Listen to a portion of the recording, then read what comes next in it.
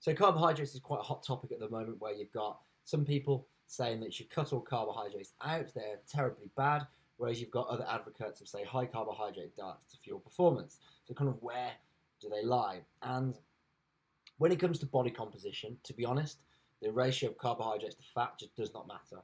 Providing you're within your calories, providing you're hitting your protein, it doesn't really matter too much if you have more carbohydrates or more fat. When it comes to performance, it is a little bit different because the majority of our exercise, especially from a high intensity perspective, or it's high intensity exercise, then this runs off carbohydrates. So the more exercise you're doing, or the more high intensity exercise you're doing, you need to be eating more carbohydrates compared to fat. So if weight loss is the goal, don't worry, calories, protein. If performance is the goal, we need to consider carbohydrates.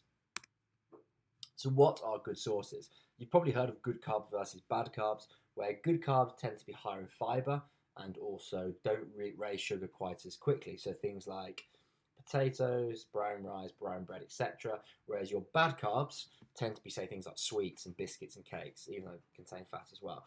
But the point I'm making is try not to look at these as necessarily good and bad, but how can you put them in your diet? And the case in point here is a banana that you probably all agree that a banana is healthy, but it still has about 20 grams of sugar, which would be defined as high carbohydrate or high in sugar. And going back to what I said about fat, if you haven't watched that video, check it out. Providing you're staying with your overall numbers for the day, it doesn't really matter too much of what or where they come from. But this is where it can be a little bit more tricky when it comes to carbohydrates, because foods that are simple sugars, or say these bad carbs, because they're not particularly high in fiber, they don't keep you full as long. And usually the simple sweets and sugars, they're very calorific, yet they're not particularly dense. There's not much of them. So, for example, if you had 100 calories of jelly babies, you're probably talking about 4 or 3. Whereas if you had 100 calories of, say, broccoli, which is still a carbohydrate, you're probably talking about this much. And which you think is going to fill you up more? The latter, the broccoli, obviously. And this is why, when it comes to, say, choosing your carbohydrates, it makes sense, or it's prudent, to opt for foods that are higher in fiber. So think more vegetables, think more fruit, higher in vitamins and minerals as well, higher in water. Also things like, say, wholemeal bread, potatoes, rice, over things like, say, sweets, cakes, liquid nutrition, so Lucozades and Powerades, where they're not going to keep you full and you're going to rack up calories very quickly. When it comes to performance, I'll talk about that in a fueling your workouts video, but they're acceptable, but be very careful of them, especially if weight loss is your goal. My advice is to keep these types of carbohydrates to a minimum. So how many carbohydrates do we actually need? There's a few ways of working this out, but you've got it in your macro breakdown.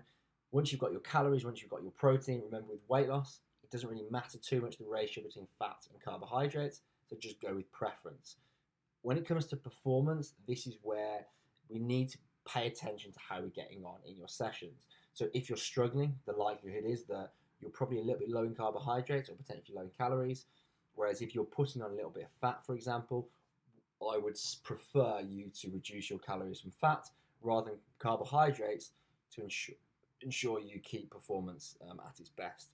So I know it's a difficult one to answer, this one is, but you've got to be flexible. That's what happens when it comes to nutrition. So just go with the amounts that you've been set, track your performance, and we can make some adjustments moving forward.